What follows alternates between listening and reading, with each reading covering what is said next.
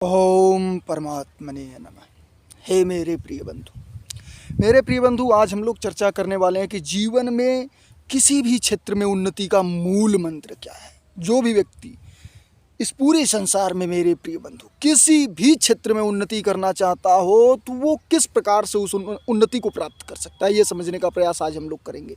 जैसे मेरे प्रिय बंधु, किसी भी प्रकार की उन्नति, एक प्रकार की, ये नहीं कि एक व्यक्ति सभी प्रकार की उन्नति प्राप्त कर सकता है। एक व्यक्ति एक प्रकार की उन्नति प्राप्त करना चाहे तो निश्चित ही अपने जीवन में वो कैसे उसे प्राप्त कर सकता है, इस विषय पर आज हम लोग चर्चा करने वाले हैं। तो सर्वप्रथम आप जानिए कि आपको, मेरे प्रिय बंधु, किसी भी क्षेत्र में जाना है। दुनिया में इम्पॉसिबल कुछ भी नहीं है, असंभव कुछ भी नहीं है, व्यक्ति कर सकता है, परंतु उसके लिए कुछ नियम संयम और उस हिसाब से चलने की आवश्यकता है जिस हिसाब से अन्य लोग वहाँ पर पहुँचे हैं, वो सर्वप्रथम हमें जानने की आवश्यकता है। सर्वप्रथम आपको जानने की आवश्यकता है कि जो कार्य मैं करने जा रहा हूँ मेरे प्रिय बंधु, वो कार्य कितने लोगों ने किया और कौन कौन उसमें फेल हो गया, कौन कौन पास हुआ। जो पास हुआ मेरे प्रिय बंधु, उनका अनुभव आपको चाहिए, और जो फेल हुआ उनका अनुभव तो आप अवश्य लीजिए, क्योंकि उस रास्ते पर आपको नहीं जाना है जिस रास्ते से वो लोग जाकर फेल हो चुके हैं। वो रास्ता तो आपको तत्काल छोड़ देने की आवश्यकता है, और जो लोग पास हुए हैं उस रास्ते को भी करके आप पास नहीं हो सकते हैं। ऐसी सिस्टम है, लेकिन उस रास्ते पर गए जिस रास्ते पर अगला व्यक्ति फेल हुआ है, तब तो फिर आपका फेल होना निश्चित है।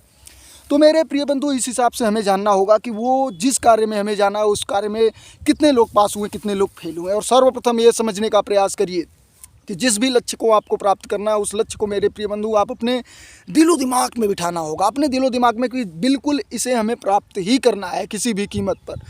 और उसे प्राप्त करने के लिए मेरे प्रिय बंधु निरंतर संघर्ष की आवश्यकता होगी, निरंतर संघर्ष की आवश्यकता होगी। ये नहीं कि 2-4-10 दिन किसी कार्य को किए, उसके बाद चलो जाने दो, छूट गया, फिर 2 महीने बाद उसी को प्रारंभ किए, फिर 4 महीने बाद उसी को प्रारंभ किए, तो फिर इस तरीके से तो पूरा जीवन बीत जाएगा, कोई भी कार्य सिद्ध ही नहीं होगा।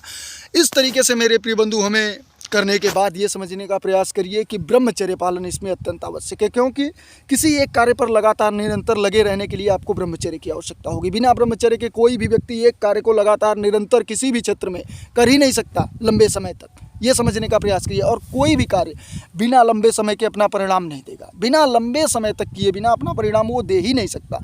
तो आपको किसी भी क्षेत्र में जाना हो, किसी भी क्षेत्र में जाना हो, उस क्षेत्र में जाने से पहले सर्वप्रथम आप समझिए कि उस क्षेत्र की जानकारी लीजिए, उस क्षेत्र का नॉलेज लीजिए और ब्रह्मचर्य का पालन करते रहिए। ये समझिए, बिना ब्रह्मचर्य पालन के प्राप्त नहीं किया जा सकता, प्राप्त ही नहीं किया जा सकता। किसी भी क्षेत्र में जाना हो आपको, जो व्यक्ति मेरे प्रिय बंधु शरीर बनाना चाहते हैं, आप देखिए कि बिना ब्रह्मचर्य पालन के वो शरीर बना ले रहे हैं, खसी बकरी मुर्गा मछली खाकर शरीर बना ले रहे हैं, फूल जा रहे हैं, लेकिन ताकत नहीं है उनमें। तो वो शरीर लेने की क्या आवश्यकता है, 2 मिनट नहीं चल पा रहे हैं किसी भी कार्य में, तो वो शरीर बनाने की आवश्यकता नहीं है। इसलिए आप जो भी कार्य करिए संपूर्ण रूप से उचित कार्य करिए। बलवान बनने के लिए हम शरीर बना रहे हैं, ये भोदा बनने के लिए शरीर थोड़ी ना कोई बना रहा है। भोदा बनकर मेरे प्रिय बंधु वो कोई कार्य लायक नहीं रह जाएगा। तो इसलिए वीर्य रक्षा जो है वो जीवन है, और वीर्य नाश ही मृत्यु है, ये हमारे शास्त्र कहते हैं। और इसलिए वीर्य रक्षा मेरे प्रिय बंधु जहाँ तक हो उसका पालन करते हुए, उस नियम संयम में रहते हुए जो कार्य करना है उस पर पूरा ध्यान देते हुए जब आप चलेंगे तो निश्चित ही वो कार्य आप पूर्ण करेंगे। कोई भी माई का लाल इस दुनिया में आपको रोकने वाला नहीं होगा।